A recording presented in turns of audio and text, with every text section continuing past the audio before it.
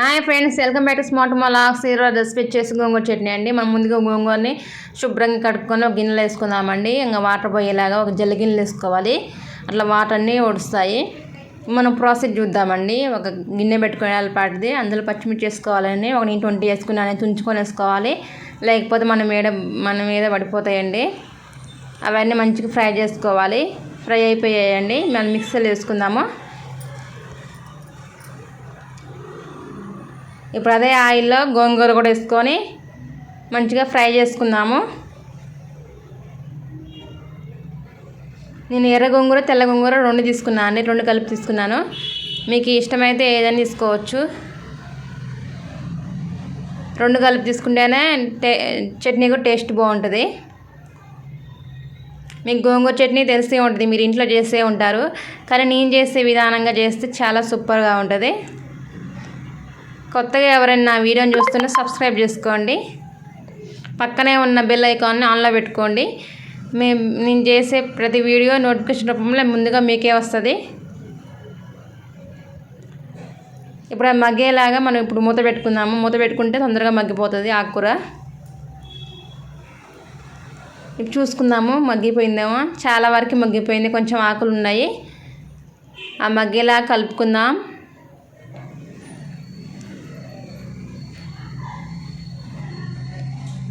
మగ్గడానికి కొంచెం పసుపు వేసుకుందామండి.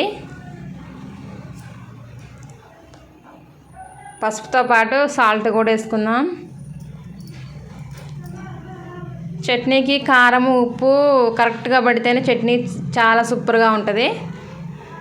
మనకు సాల్ట్ మెయిన్ అండి. సాల్ట్ మంచిగా ఉండాలి, సరిపోని ఉండాలి సాల్ట్.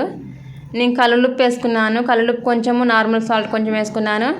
మీ దగ్గర కల్లుప్పు ఉంటే అదే 1 స్పూన్ వేసుకోండి. చట్నీలలో కల్లుప్పే బాగుంటుంది. అవి చట్నీకి ఇప్పుడు రెడీ అయింది.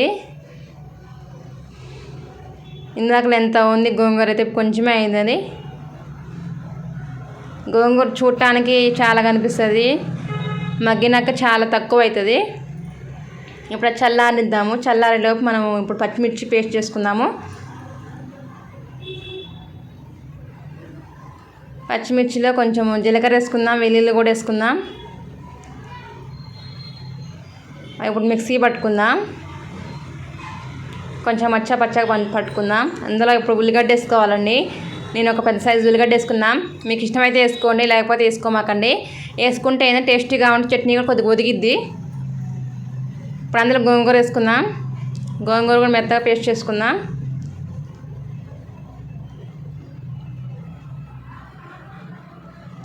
మెత్తగా పేస్ట్ అయిపోయిందండి.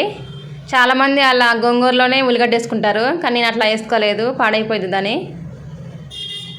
ఇప్పుడు పోపు పెట్టుకుందాం. తాలింపు గింజలు, జీలకర్ర అన్నీ వేసుకోవాలి. ఎండుమిర్చి కూడా వేసుకుందాం.